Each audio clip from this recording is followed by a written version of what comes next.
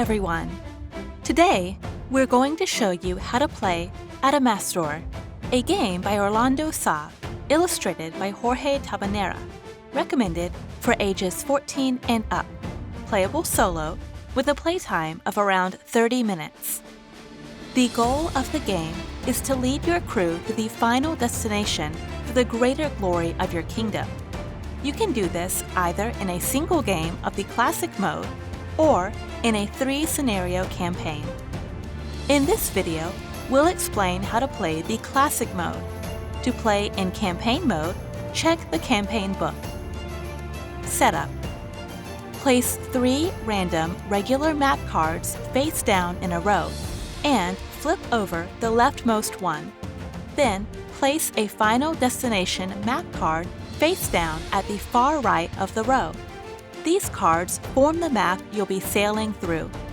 For a more difficult game, build the map with 4 regular map cards instead of 3. Below them, place the well-shuffled sailing cards. Reveal the top 3 cards and lay them out in a row, ordered from highest to lowest, left to right, according to the number in their top right corner. This row is called the Adventure row.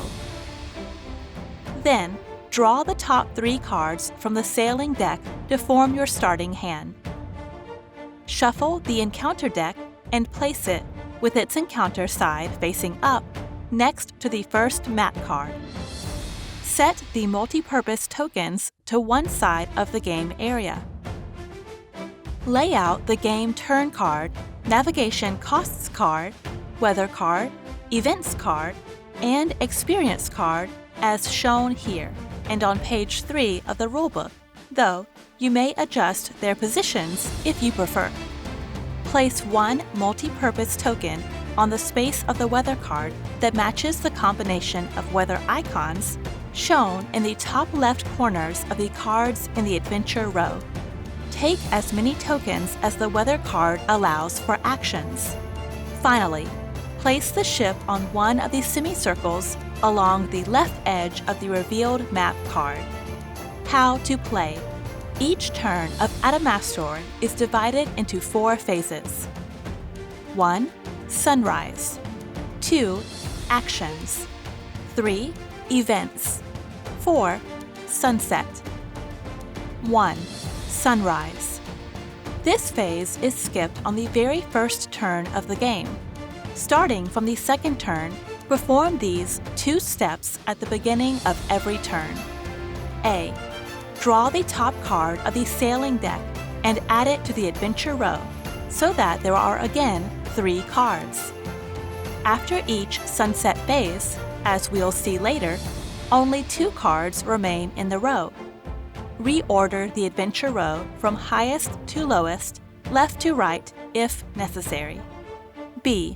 Determine the weather for this turn according to the combination of weather icons in the Adventure row. Place the token on the corresponding space of the weather card and take as many tokens as the weather indicates. If your ship is on a storm cloud space, each storm cloud icon there turns 1 white cloud in the Adventure row into a storm cloud. The weather does not change later during the turn, even if the Adventure row changes. The harsher the weather, the fewer actions you'll have, and navigation costs may also increase. 2. Actions. In this phase, you may perform as many actions as you have available tokens. Each time you perform an action, discard 1 token. The phase ends when you either run out of tokens or choose to stop.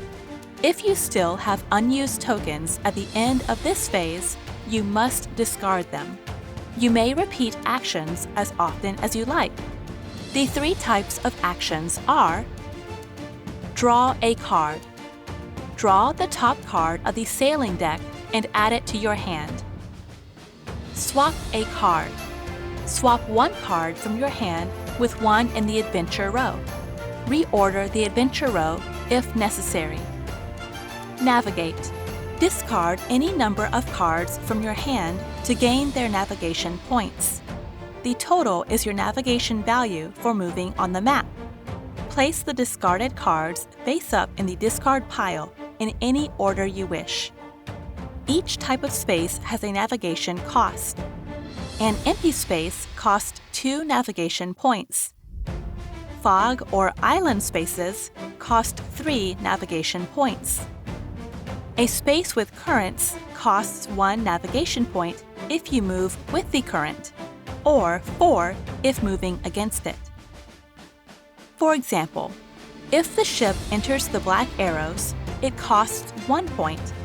If entering where the red arrows point, it costs 4 points. Note that if the weather card says so, each space may cost 1 extra point.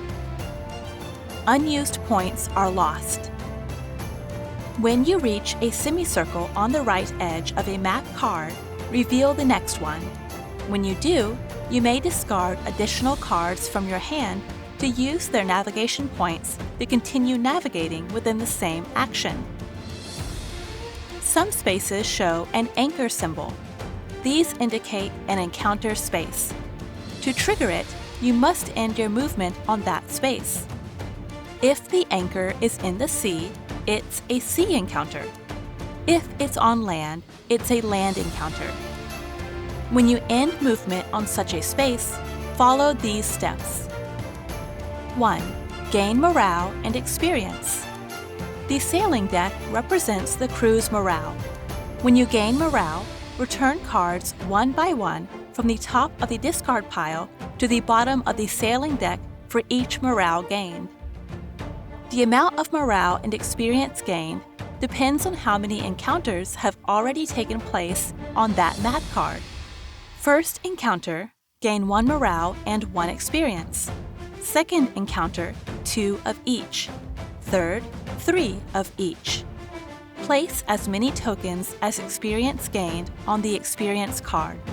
You may spend them anytime during the turn to gain 1 morale by discarding 1 token, perform 1 additional action by discarding 2 tokens, remove 1 of your traumas from play by discarding 3 tokens. 2. Resolve the encounter. Draw the bottom card of the encounter deck and read the section matching the type of encounter, following its instructions. 3. Mark the encounter space. After resolving it, place a token on that map space to show it's completed.